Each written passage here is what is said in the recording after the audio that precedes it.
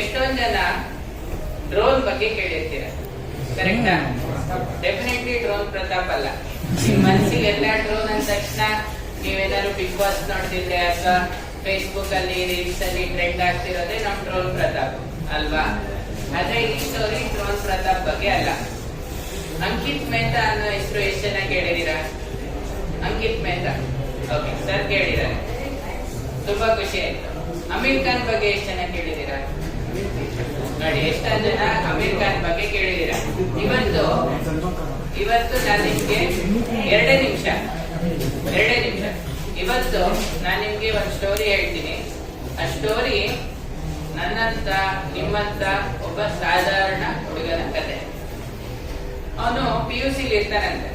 PUC ಇರ್ಬೇಕಂದಾಗ ಯಾರು ಹೇಳ್ತಾರಂತೆ, ನಿನ್ ಲೆವೆಲಿಗೆಲ್ಲ JEE ಎಲ್ಲ ಕ್ರ್ಯಾಕ್ ಮಾಡಕ್ಕಾಗಲ್ಲ, ನಿನ್ಗೆ IIT ಸೀಟ್ ಸಿಗೋ ಚಾನ್ಸೇ ಇಲ್ಲ ಅಂತ. ಅವನಿಗೆ ಫುಲ್ಲು ಉಡುಪು, ನಿಮ್ಮೇಜ್. ಅವನು JEE ಬರಿಬೇಕಂದ್ರೆ ಒಂದು ಸೆಕೆಂಡ್ PUC ಇರ್ತಾನೆ. ನಿಮ್ಮೇಜ್ 16-17 ವಯಸ್ಸು, ಬಿಸಿ ರಕ್ತ. ಯಾಕಾಗಲ್ಲ ಅಂತ JEE ಕಲಿಯೋದಕ್ಕೆ ಎಫರ್ಟ್ ಹಾಕಕ್ ಶುರು ಮಾಡ್ತಾನೆ, ಪರಿಶ್ರಮ ಹಾಕ್ತಾನೆ, ಸಂಕಲ್ಪ ಮಾಡ್ತಾನೆ ಅವನು JEE ಕಲಿಬೇಕು ಅಂತ. ಸೊ JEE ಎಕ್ಸಾಮ್ ಬರೀಬೇಕು ಅಂದ್ರೆ ಅವ್ನು ಫಸ್ಟ್ JEE ಮೇನ್ಸ್ ಕ್ಲಿಯರ್ ಮಾಡ್ತಾರೆ. ಅದಾದ್ಮೇಲೆ ಮೇನ್ಸ್ ಅಲ್ಲಿ ಪಾಸ್ ಆದ್ರೆ JEE ಅಡ್ವಾನ್ಸ್ ಕ್ಲಿಯರ್ ಆಗುತ್ತೆ. ಇದಾದ್ರೆ ದೇಶದಲ್ಲಿರೋ IITs ಅಲ್ಲಿ ಎಲ್ಲೋ ಒಂದ್ ಕಡೆ ಸೀಟ್ ಸಿಗತ್ತೆ. ಅವ್ರಿಗೆ top IIT Indian Institute of Technology ಬಾಂಬೆಲೆ ಸೀಟ್ ಸಿಗತ್ತೆ. ಅವನ್ಗೆ ರೋಬೋಟಿಕ್ಸ್ ಮೇಲೆ ತುಂಬಾ ಆಸಕ್ತಿ ಇತ್ತು. ನಾನು ರೋಬೋಟಿಕ್ಸ್ ಅಲ್ಲಿ ಏನೋ ಒಂದು ಮಾಡ್ಬೇಕು ಅಂತ. ಫ್ರೆಂಡ್ಸ್ ಸಪೋರ್ಟ್ ಎಲ್ಲ ತಗೊಂಡು ರೋಬೋಟಿಕ್ಸ್ ಮಾಡ್ತಾನೆ, IIT ಕೋರ್ಸ್ ಮುಗಿಸ್ತಾನೆ. IIT ಇಂದ ಈಚೆ ಬಂದಾಗ ಒಂದು ಒಳ್ಳೆ ಕೆಲಸ ಸಿಗತ್ತೆ.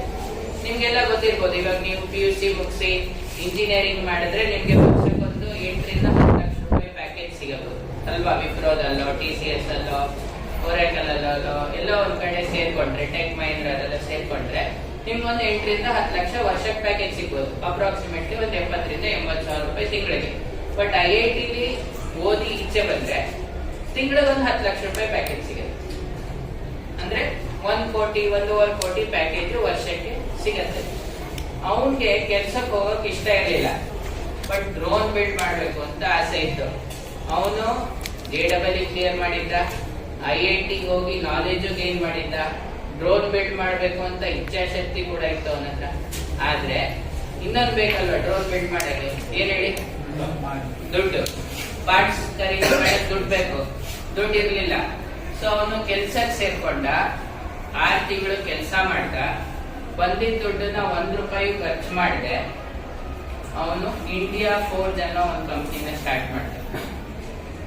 ಅವನೊಂದು ಡ್ರೋನ್ ನ ಕೂಡ ಬಿಲ್ಡ್ ಮಾಡ್ತಾನ ಫ್ರೆಂಡ್ಸ್ ನೆಲ್ಲ ಸೇರ್ಕೊಂಡು. ಬಟ್ ಡ್ರೋನ್ ಯಾರು ತಗೋತಾರೆ?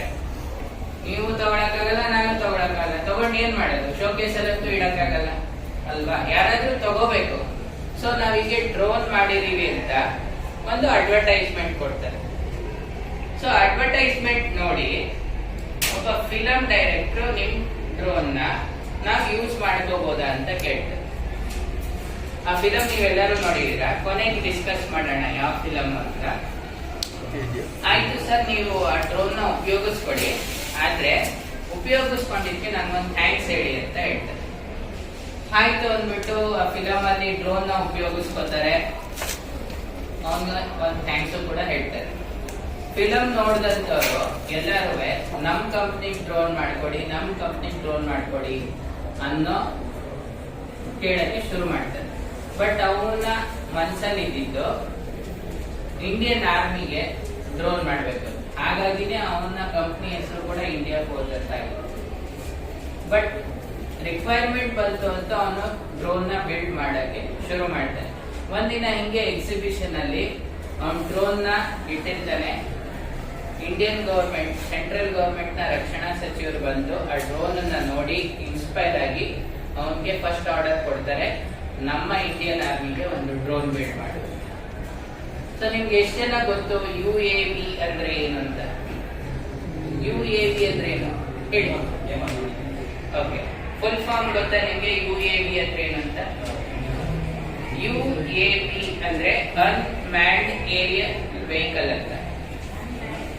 ಅನ್ಮ್ಯಾನ್ಡ್ ಏರಿಯಲ್ ವೆಹಿಕಲ್ ಅನ್ನೋ ಒಂದು ಫಸ್ಟ್ ಡ್ರೋನ್ ಅನ್ನ ಅವನು ಇಂಡಿಯನ್ ಆರ್ಮಿಗೆ ನೇತ್ರ ಅನ್ನೋ ಹೆಸರಲ್ಲಿ ಬಿಲ್ಡ್ ಮಾಡಿ ಇಂಡಿಯನ್ ಆರ್ಮಿಗೆ ಕೊಡ್ತಾನೆ. ಸೊ ಅವ್ನ ಕನಸು ಫುಲ್ಫಿಲ್ ಆಯ್ತು. ಸ್ಟಾರ್ಟಿಂಗ್ ಇಂದ ಬಂದ್ರೆ ಅವ್ನು JEE ಮಾಡ್ದ, IIT ಸೇರ್ಕೊಂಡ, ರೋಬೋಟಿಕ್ಸ್ ಆಸೆಯಿಂದ ಅವನು ಡ್ರೋನ್ ನ ಬಿಲ್ಡ್ ಮಾಡ್ದ. ಕೊನೆಗೆ ಇಂಡಿಯನ್ ಆರ್ಮಿಗೆ ಅವನು ಡ್ರೋನ್ ಬಿಲ್ಡ್ ಮಾಡಿ ಕೊಟ್ಟ. ಎಷ್ಟೋ ಕಡೆ ನಾವು ಯುದ್ಧ ಮಾಡ್ಬೇಕಂದಾಗ ಬರೀ ಸೈನಿಕರನ್ನ ಕಳ್ಸೋದಲ್ಲ, ಈ ಡ್ರೋನ್ ಅನ್ನ ಕಳಿಸಿ ಅಲ್ಲಿ ಹೇಗಿದೆ ಅಂತ ನೋಡಿ ಪ್ಲಾನ್ ಮಾಡಿದ್ಮೇಲೆ ನಾವು ಹೋಗಿ ಯುದ್ಧ ಮಾಡಿ ಬರ್ತೀವಿ, ಅಂದ್ರೆ ಇಂಡಿಯನ್ ಶೋಲ್ಡರ್ಸ್. ಸೊ ಈ ಡ್ರೋನು ಇವತ್ತಿನ ಟೆಕ್ನಾಲಜಿಲಿ ತುಂಬಾ ಇಂಪ್ರೂವ್ ಆಗ್ತಾ ಇದೆ. ಸೊ ಕೊನೆಗೆ ಬರೋದಾದ್ರೆ ಈ ಡ್ರೋನ್ ಯಾವ ಫಿಲಮ್ ಅಲ್ಲಿ ಉಪಯೋಗಿಸ್ಕೊಂಡ್ರು ಅಂತ ನಿಮ್ ತಲೆಯಲ್ಲಿ ಏನಾದ್ರು ಓಡ್ತಾ ಇದ್ರೆ ಆ ಫಿಲಮ್ ನೀವೆಲ್ಲರೂ ನೋಡಿರ್ತೀರ. ಆ ಫಿಲಮ್ ಹೆಸರು 3 Idiots. ಗೊತ್ತು ಬಿಡಿ ಸರ್. ಒಂದು ಹುಡುಗ ಸೂಸೈಡ್ ಮಾಡ್ಕೊಳ್ಳೋ ಟೈಮಲ್ಲಿ ಆ ಡ್ರೋನ್ ಅನ್ನ ನೋಡಿ ಉಪಯೋಗಿಸ್ಕೊಂಡಿರ್ತಾರಲ್ವಾ. ಸೊ ಅದೇ ಡ್ರೋನ್ ಅನ್ನ ಬಿಲ್ಡ್ ಮಾಡಿದವನು ಅಂಕಿತ್ ಮೆಹ್ತಾ.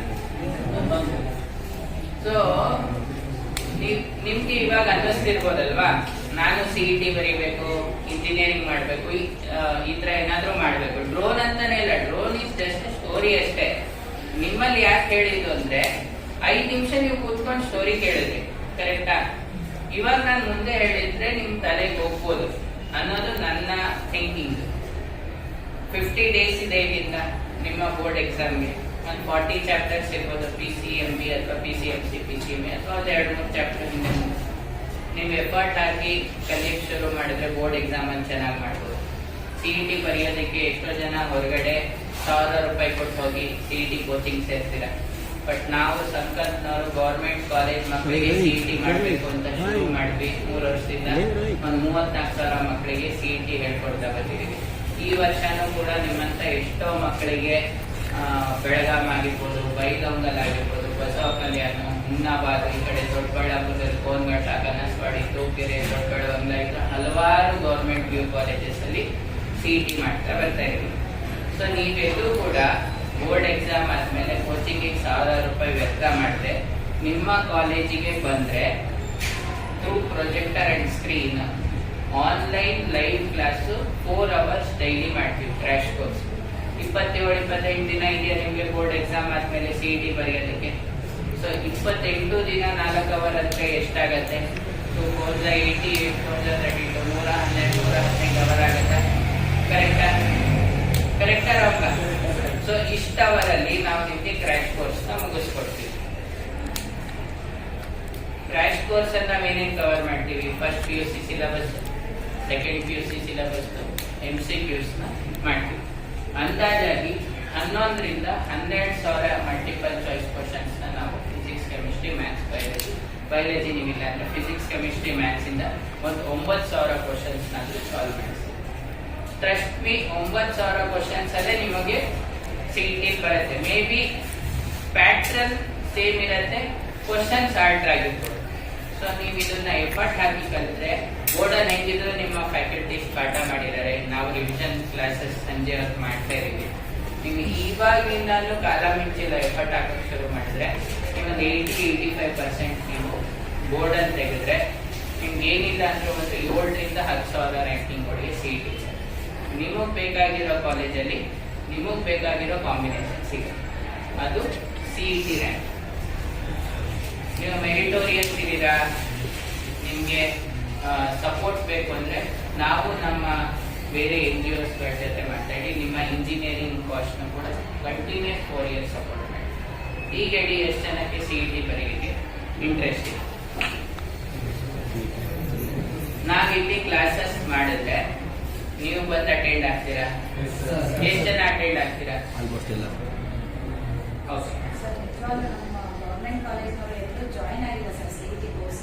ಓಕೆ, ಆಮೇಲೆ ಈ ಕ್ಲಾಸ್ ಅಲ್ಲಿ ತುಂಬಾ ಬ್ರಿಲಿಯನ್ಸ್ ಇದ್ದಾರೆ. ಅವ್ರಿಗೆ ಕೋಚಿಂಗ್ ಕ್ಲಾಸಸ್ ಏನಾಗ್ತಿದೆ ಅಂದ್ರೆ ಇವ್ರಿಗೆ ಎಲ್ಲಿವರೆಗೆ ಬೋರ್ಡ್ ಇನ್ ಸಿಲೆಬಸ್ ಏನೋ ಆಗೋಗ್ಬಿಟ್ಟಿದೆ. ಈಗ ಅಟ್ಲೀಸ್ಟ್ ಬೋರ್ಡ್ ಸಿಲೆಬಸ್ ಜೊತೆಗೆ CET ಒಂದು ಕೋಚಿಂಗ್ ಸಿಕ್ಕರೆ ಅವ್ರಿಗೆ ಇದ್ರ ಅಲ್ಲಿ ಒಂದ್ ಸ್ವಲ್ಪ ಒಳ್ಳೆ ಮಾರ್ಕ್ಸ್ ಬಂದ್ರೆ ರ್ಯಾಂಕಿಂಗ್ ಚೆನ್ನಾಗಿ ಬರ್ತಾರೆ. ಈ ಕ್ಲಾಸ್ ಅಲ್ಲಿ ಒಳ್ಳೆಯವರು ಇದ್ದಾರೆ, ಒಂದು 4-5 ಜನ ಅಂತ ಟಾಪರ್ಸ್ ಇದ್ದಾರೆ ಸರ್. ನಾವು ಯಾರು ಎಕ್ಸ್ಪೆಕ್ಟಿಂಗ್ ಗುಡ್ ರ್ಯಾಂಕಿಂಗ್. ಮೇಡಮ್ಗೆ 4-5 ಜನ ಟಾಪರ್ಸ್ ಇದ್ದಾರೆ ಇವತ್ತಿನ ದಿನಕ್ಕೆ. ಬಟ್ ಹಾ. ಇವತ್ತಿಂದ ನೀವು ಎಫರ್ಟ್ ಹಾಕಿದ್ರೆ ರೂಮಲ್ಲಿ ಇರೋರೆಲ್ಲರೂ ಟಾಪರ್ಸ್ Overtake ಆಗ್ಬೋದು, ಮಾಡ್ಬೋದು. ನನ್ನನ್ನ ಮೇಡಮ್ನ ಬಿಟ್ಟು. ಅದಕ್ಕೆ ನಾವು ಸಪೋರ್ಟ್ ಮಾಡ್ತೀವಿ. ಮಾಡ್ತೀರಾ? Yes, sir.